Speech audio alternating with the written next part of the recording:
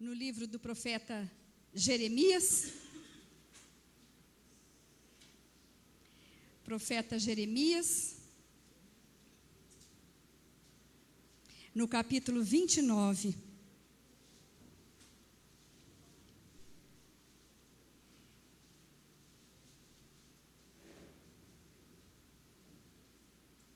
Quem achou diz amém. Amém? Então nós vamos entregar no altar do Senhor essa palavra. Pai, nós queremos entregar a Ti, Senhor, essa porção da Tua palavra. Deus, sabemos que algo o Senhor tem para as nossas vidas hoje através dela. Por isso nós abrimos os nossos corações para que o Senhor comece a ministrar através do Teu Espírito, Pai. Fala conosco, Senhor, em nome de Jesus. Queremos ouvir a Tua voz. Nós rejeitamos toda voz que não vem do Senhor. E queremos agora receber, ó Pai, tudo aquilo que o Senhor preparou para nós nessa noite. Em nome de Jesus. Eis-me aqui, Senhor, como um vaso. Usa-me, Senhor. Usa para abençoar o Teu povo e a Tua igreja, Senhor. Em nome de Jesus. Os meus lábios eu consagro a Ti. A minha mente, Pai, eu consagro a Ti, Senhor. Ó Deus, que o Teu Espírito fale, Pai, não eu. Tira tudo aquilo que é de mim, Senhor. Em nome de Jesus. Amém, Senhor. Amém. Jeremias capítulo 29, a partir do versículo 1. São estas as palavras da carta que Jeremias, o profeta, enviou de Jerusalém ao resto dos anciãos do cativeiro, como também aos sacerdotes, aos profetas e a todo o povo que Nabucodonosor havia deportado de Jerusalém para a Babilônia. Depois que saíram de Jerusalém, o rei Jeconias, a rainha mãe, os oficiais, os príncipes de Judá e Jerusalém e os carpinteiros e ferreiros. A carta foi mandada por intermédio de Elasa, filho de Safã, e de Gemarias, filho de Ilquias, os quais Zedequias, rei de Judá, tinha enviado à Babilônia, a Nabucodonosor, rei da Babilônia, e dizia: assim diz o Senhor dos exércitos, o Deus de Israel, a todos os exilados que eu deportei de Jerusalém para a Babilônia: edificai casas e habitai nelas, plantai pomares e comei o seu fruto. Tomai esposas e gerai filhos e filhas. Tomai esposas para vossos filhos e dai vossas filhas a maridos, para que tenham filhos e filhas. Multiplicai-vos aí, e não vos diminuais. Procurai a paz da cidade, para onde vos desterrei, e orai por ela ao Senhor, porque na sua paz vós tereis paz. Porque assim diz o Senhor dos exércitos, o Deus de Israel: não vos enganem os vossos profetas que estão no meio de vós, nem os vossos adivinhos, nem deis ouvidos aos vossos sonhadores, que sempre sonham segundo o vosso desejo, porque falsamente vos profetizam eles em meu nome. Eu não os enviei, diz o Senhor. Assim diz o Senhor: logo que se cumprirem para a Babilônia 70 anos, atentarei para vós outros e cumprirei para convosco a minha boa palavra, tomando a trazer-vos para este lugar. Eu é que sei que pensamento tenho a vosso respeito, diz o Senhor. Pensamentos de paz e não de mal, para vos dar o fim que desejais. Então me invocareis, passareis a orar a mim, e eu vos ouvirei. Buscar-me-eis e me achareis, quando me buscares de todo o vosso coração. Serei achado de vós, diz o Senhor, e farei mudar a vossa sorte. Amém, queridos? Esse texto, ele não tem jeito, né, da gente não notar aqui a manifestação do amor de Deus para com o povo. Não tem jeito, é uma manifestação de amor tremenda aqui através desse texto. Como pastor, aí não está falando do amor de Jesus, mas veja bem o cuidado o cuidado do Senhor com um povo que havia se desviado do caminho, que estava no cativeiro justamente por ter sido desviado do caminho, dos caminhos do Senhor. Estavam ali na Babilônia. Mas o Senhor providencia uma carta através do profeta Jeremias. Deus usa o profeta para mandar uma palavra maravilhosa para um povo que estava no cativeiro. Assim como aconteceu na tua vida, querido, na minha vida, na nossa vida. Quando recebemos a palavra de Deus, estávamos presos, estávamos em cativeiro. Não é assim? Recebemos palavra maravilhosa que nos trouxe a libertação. E Deus levou ali, através do profeta, uma promessa maravilhosa também. Uma promessa de restauração, de volta para Jerusalém. O Senhor iria levá-los de volta. Ia tirá-los da Babilônia, do lugar de cativeiro, para levá-los para o lugar da habitação da paz. Fala Jerusalém, significa habitação da paz. E é isso que o Senhor quer fazer em nossas vidas, querido. Nos tirar do lugar de cativeiro e levar para a habitação da paz. De volta para Jerusalém. Apesar que hoje, está se caminhando para Roma, mas nós precisamos voltar para Jerusalém. Sair de Roma, fala, eu quero sair de Roma e voltar para Jerusalém. É assim que o Senhor faz, e aqui nesse texto é tremendo. E quando chega no versículo 5, aqui ele fala assim: edificai casas e habitai nelas, plantai pomares e comei o seu fruto. Querido, aonde você está, edifica, planta, semeia. É isso que o Senhor falava para esse povo, para que o povo não desanimasse. O povo estava ali na Babilônia, num lugar totalmente longe da sua terra, exilado. Mas o Senhor manda um recado: plantai, edificai. E depois ele fala: multiplicai, porque eu quero um povo numeroso. Então, aonde estivermos, não importa quanto seja a opressão, não importa quanto seja a perseguição, o Senhor faz o quê? Faz com que nós edifiquemos, plantemos. E ainda Ele quer que cada um aqui multiplique. Assim como Ele fez com esse povo. Olha, não desanima não, vocês precisam plantar, vocês precisam edificar, vocês precisam se tornar um povo numeroso, um povo grande. Porque é uma linhagem que o Senhor precisava dar, assim como Ele prometeu para Abraão. Lembra da promessa de Abraão? Que a descendência seria muito grande, ele não poderia contar. E o Senhor queria esse povo, um povo numeroso, mesmo que ele estivesse ali no cativeiro. Querido, eu não sei por onde você tem andado, mas aonde você estiver, aonde o Senhor te colocar, você deve ficar com essa palavra no teu coração: eu preciso edificar, eu preciso plantar boa semente, eu preciso multiplicar aquilo que o Senhor me deu, eu preciso gerar. Nós estávamos aqui na reunião com as meninas da dança, e eu falei para elas: coloca a mão aqui no ventre, né, Pati? E vamos pedir para o Senhor dar dores de parto mesmo e gerar vidas através das nossas vidas. Gerar mais e mais e mais. E era isso que Deus queria desse povo. Multiplica nesse lugar. Fica numeroso. E ele continua, né? Aí no versículo 8 depois, não, no 7 ainda, ele fala assim: procurai a paz da cidade. Aí onde você está, né? Procurai a paz do local que você está e ore por ela. Por quê? Porque se tiver paz onde você está, a paz estará com você, você estará em paz.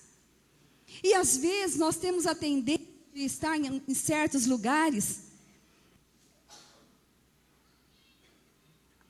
Posso trocar? Em certos lugares e achar que o ambiente está ruim.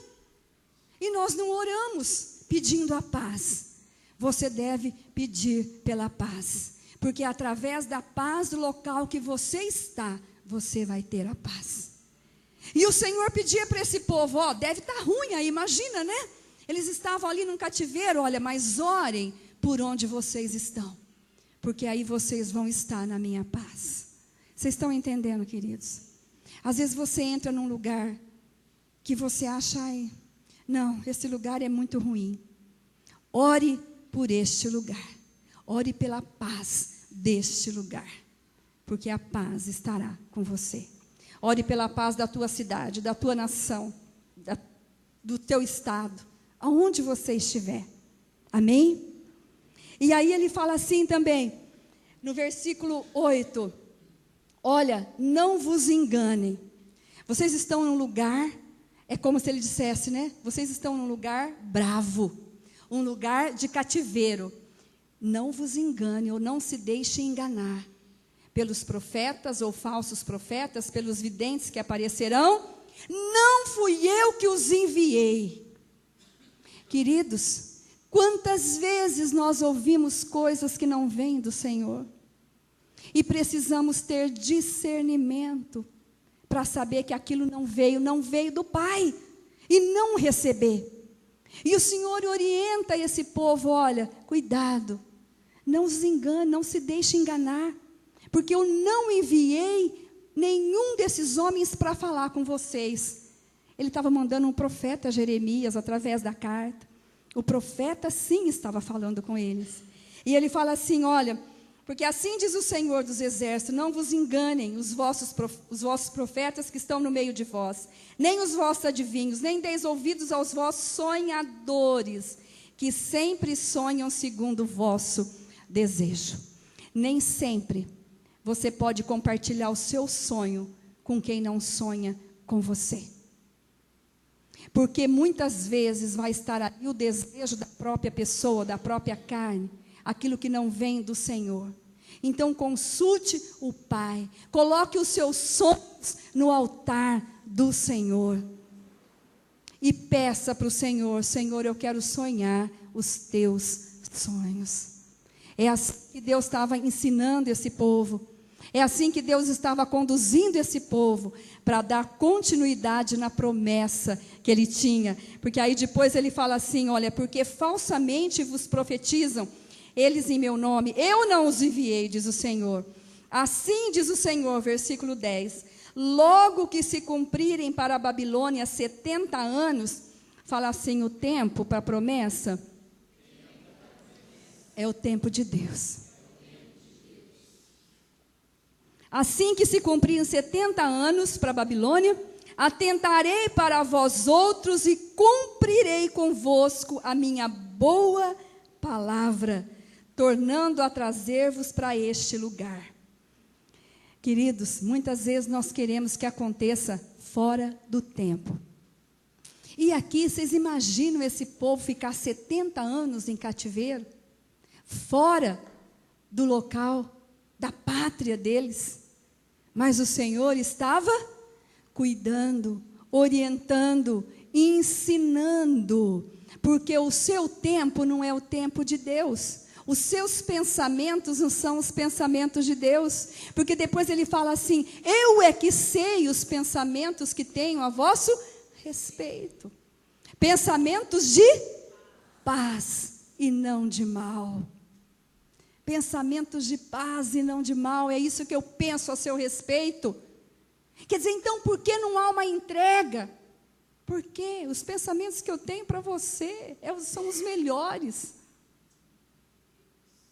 Olha aqui, esse texto nos traz a manifestação do amor de Deus, independente do que você é, do que você faz.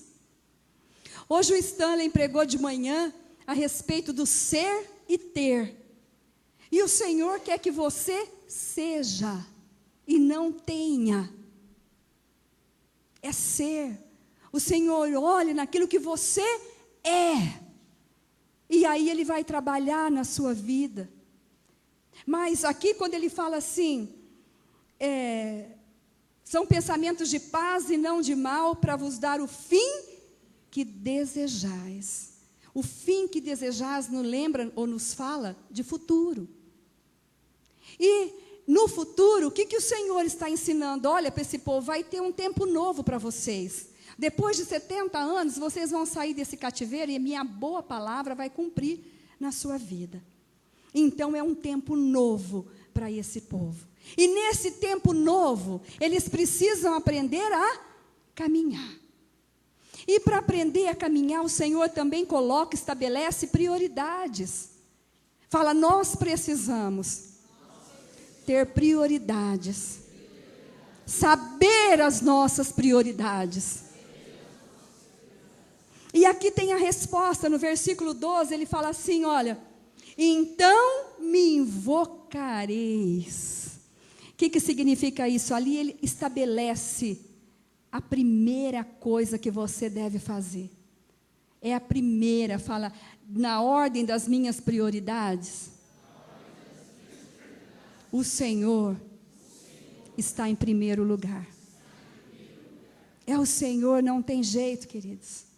Aqui no versículo 12, versículo 13, ele fala isso, me invocareis, passarei a orar a mim e eu os ouvirei. Quer dizer, tudo que vai acontecer na sua vida daqui para frente, ele falava com esse povo, é como se ele explicasse tudo que vai ser daqui para frente, vocês vão trazer para mim. Eu vou ouvir. E aí depois ele fala, buscar-me-eis e me achareis quando me buscares de todo o vosso coração. E quando nós priorizamos as coisas de Deus, queridos, é Ele que vai à frente, é Ele que faz. E o ser, quando nós priorizamos, nós passamos realmente a ser. Vocês se lembram de Noé? Está lá no capítulo 6 de Gênesis, quando o Senhor fala assim, essa é a história de Noé. Um homem justo e íntegro. Só. Essa é a história de Noé. E Noé fez uma obra de excelência. Fez ou não fez? E a história que Deus falou foi só isso. Essa é a história de Noé. Um homem justo e íntegro. Mas sabe qual é a prioridade de Noé? Se você atentar para esse versículo que fala isso da história de Noé. Noé andava com Deus. A prioridade de Noé. Andar com Deus. Fala, essa tem que ser a minha prioridade. Porque as outras, você vai enumerando, põe número 1, Deus. As outras todas, o Senhor vai te ajudar a fazer. Porque primeiro precisamos colocar Deus. Ah, pastora, mas eu coloco Deus em primeiro lugar. Sabe como que nós descobrimos as nossas prioridades? É pelo tempo que gastamos. Aonde nós gastamos o maior tempo, essa é a nossa prioridade. Se você gasta mais tempo com a televisão, a prioridade sua é a televisão. Vocês entenderam, queridos? Então, faça um apanhado aí das suas prioridades. Faça isso. E você vai ver onde você gasta mais tempo. Aí está a tua prioridade. Onde você gasta mais tempo. Vocês estão entendendo? Um dia eu contei aqui, fiz uma ilustração de um professor, acho que alguns aqui já ouviram. Um professor queria exatamente ensinar os alunos a questão das prioridades. Ensinar como é que priorizava as coisas. E ele começou a ilustrar de uma forma da seguinte maneira. Ele falou assim, pegou um pote de vidro, eu contei aqui, algumas pessoas já ouviram. Pegou um pote de vidro, pegou algumas bolas de golfe e pôs dentro do pote de vidro, encheu o pote. Aí ele perguntou para os alunos, está cheio o pote? Eles disseram, tá cheio. Aí o professor falou, não, ainda não está cheio. Pegou algumas bolas de gude e colocou dentro do pote. Como as bolas de golfe são grandes, então tinha vãos, espaço. O que aconteceu? As bolas de gude entraram ali, preencheram aqueles espaços. Aí ele perguntou novamente, e agora, o pote está cheio? Os alunos responderam: agora está cheio. Ele falou: não, ainda não está cheio. Aí ele pegou um punhado de areia e colocou no pote de vidro. A areia foi penetrando nos buraquinhos que ficaram entre as bolas e encheu o pote. Aí ele falou assim: e agora? Está cheio? Eles falaram: agora está cheio, professor. Encheu de areia. Ele pegou na mesa dele uma xícara de café e jogou em cima da areia. E a areia absorveu todo o café e ficou ali. Aí ele falou: agora eu quero explicar para vocês o que significa isso. Vocês disseram que com as bolas de golfe já estava completo o vidro. Depois com as bolas de gude também. Então eu quero explicar para vocês, ele disse. O pote de vidro significa a nossa vida. Então, o pote de vidro é você, é a sua vida. As bolas de golfe significa Deus na sua vida. As bolas de gude, as bolinhas de gude, significam as outras coisas que também têm importância. Família, trabalho, que também são importantes na tua vida. A areia significa as coisas pequenas, que não têm muita importância na sua vida. Então, a prioridade precisa ser Deus. E se você encher a sua vida primeiro de Deus, você vai poder incluir as outras coisas importantes e as menos importantes ainda. E o professor parou, mas aí teve um aluno que falou assim: mas, professor, o senhor explicou de todas, a bola de golfe, o pote, explicou das bolinhas de gude, areia, né? Mas e o café?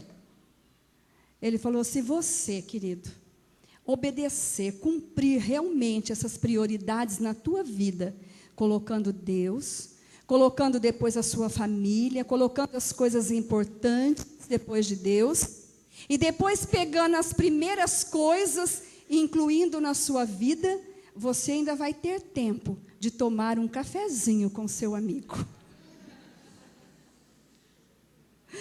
Vocês entendem, queridos? É isso. E eu ainda incluo mais um pouquinho, né? Nós podemos ainda pegar água assim, ainda jogar em cima do café, que a areia ainda vai absorver a água da vida nas nossas vidas, nos enchendo, nos lavando, né? Tirando tudo aquilo que não vem do Senhor. Então, quando nós priorizamos Deus nas nossas vidas, nós passamos a ser. E não precisamos buscar tanta coisa, como o Stanley colocou aqui, que as pessoas procuram procura ter e não ser. Porque quando você prioriza Deus, Ele vai cuidar do resto. E você passa a cumprir os princípios do Senhor na sua vida. Por quê? Porque você priorizou uma vida com Deus. E os princípios são cumpridos naturalmente, sem problema nenhum. Amém, queridos? É assim que funciona. Eu quero perguntar: qual tem sido a sua prioridade? O que você tem colocado na frente? O que você tem buscado? Com o que você tem se ocupado? Com o quê? Tem sobrado tempo para Deus? O teu tempo é dividido assim? Eu faço isso, e a sobra eu dou para Deus. Não. Se você fizer isso, veja bem, se você pegar o pote de vidro, que é a tua vida, e colocar primeiro a areia, que são as coisas pequenas, o que vai acontecer? Você consegue pôr as bolinhas de gude? Consegue pôr as bolas de golfe? Só vai sobrar para o cafezinho. Vocês estão entendendo? Mas quando nós priorizamos, colocamos primeiro Deus, o resto tudo nós vamos fazer, o resto todo. Quem aqui já teve a experiência de começar de manhã, entregando a vida para o Senhor, orando? Parece que o dia de 24 horas ele passa a ter 48. É ou não é?